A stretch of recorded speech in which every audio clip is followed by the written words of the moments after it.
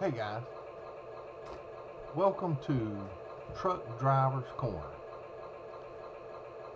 Tonight I'm going to tell you a story. Oh, by the way, I got my mascot back. You see, I fixed him. I scraped off the aluminum tabs in there and got all that corrosion out of it. We had a battery explode in there and knocked it out of commission. But we got it back online. I think it goes good with the concept.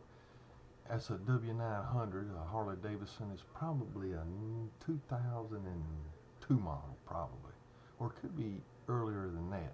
I've had that thing for a long time, probably 15 going 20 years. Anyway, I got a good story for you tonight. I got a story about an Angus bull that left the auction one night, ran through the truck stop, just causing chaos and busting windows and just tearing up everything as he left the joint. And I didn't know what it was, so I'll get into the story. Uh, when I first started driving, this had to be 1989 or 1990, 1988, 1989. I can't remember, but it was one of the early. It was one of my first runs. It had to be 1989, I think. And I was picking up lumber out of Pennsylvania, and it was on a Friday. I never forget. It was on a Friday. I had to pick up a big old heavy load of lumber. That's all I hauled back in the 80s and 90s was lumber. Excuse me. And I had to come down to West Virginia, Parkersburg, West Virginia. And I got there Saturday. After I loaded Friday, I got there Saturday. I was going to take it easy, and I had to be in Parkersburg Monday morning, so I got there Saturday morning, had plenty of time, had a couple night layover, and that day I remember getting there probably about lunchtime, and I got in the parking lot, and I had to get a shower. I hadn't had a shower for 2 weeks, and I had to get cleaned up and get close to some more. It may have been 2 weeks, like a couple of days. Well, it felt like 2 weeks. But anyway, got my bag together. Went in the New Liberty truck stop. And while I was getting ready, I kept seeing these farmers coming in with these live haul trailers, these livestock trailers. And they had horses on, they had cows on, bulls on. And I kept seeing them coming in all that day. I went in and got my shower, came back out about 2 o'clock, and put my bag away. I sat in the truck for an hour or so, and kept watching these trucks coming in and dumping off the animals and then going in the parking lot and parking. So I knew there was probably going to be a big auction that night, because it was maybe at least 50 to 60 pickup trucks with trailers. And sure enough, I went in about 6 o'clock, and the auction already started. 5 o'clock, I think it started at 5 o'clock. And it was connected to the truck stop. The arena where they sold the bulls and the horses was connected to the truck stop. If you were to walk in the New Liberty truck stop, there was some stairs, and you walk up these stairs, and at the top of the stairs you can hang a left, and you can go in the restaurant. And if you keep straight, you go into the arena where they had where you sit in the bleachers, and it was a real nice setup. I think the bleachers were made out of cement, if I can remember. And then they had the bars down there where you couldn't go any further, and it was the arena where the bulls would come out and the horses would come out from the chutes. And then they had the big podium up there where the auctioneer would sit and with the microphones, and they had the amps and the electronics all up there to giving the calls, and you could hear them back there. They had the auction going on, and as I got to the top of the stairs, well, they really had that thing going. I kind of maybe glanced in there and seen a calf come running out, and they were auctioning on. They looked all crazy-eyed as the animals were out there. But anyway, I went in and I sat down and I ordered I remember I ordered a ribeye steak. I always got a steak on Saturday night. If I was laid over somewhere, if I was out on the road, I'd always get me a steak on Saturday night.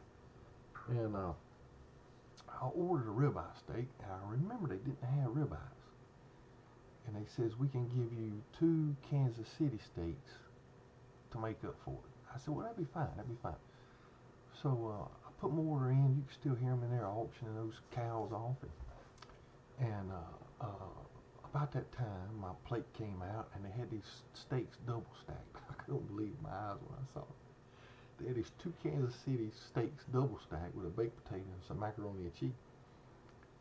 And I just got finished making my potato with the butter and the salt, and I was getting ready to saw into one of them steaks, and all of a sudden, these screams came from the auction part of the truck stop where they were auctioning off the animals, and just like bloody murder, and people come running in the restaurant, and all of a sudden, bam!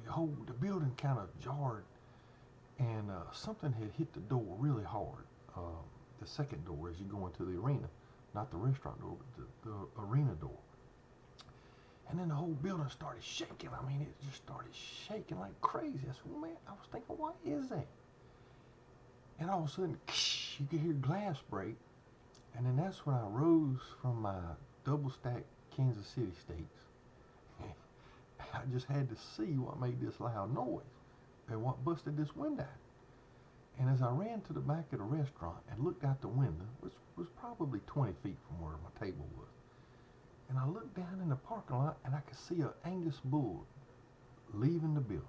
And he was headed home out the parking lot. But what I didn't know is the bull had landed on a car as it fell out the window. I didn't see that part yet. I had some serious business to finish up there in the restaurant with them steaks. So anyway, I got back to the table. I said, well, that's crazy, the bull jumping off over the arena and coming up in the stands and knocking the door down and coming through the truck stop and shaking the whole building. I mean, that was crazy.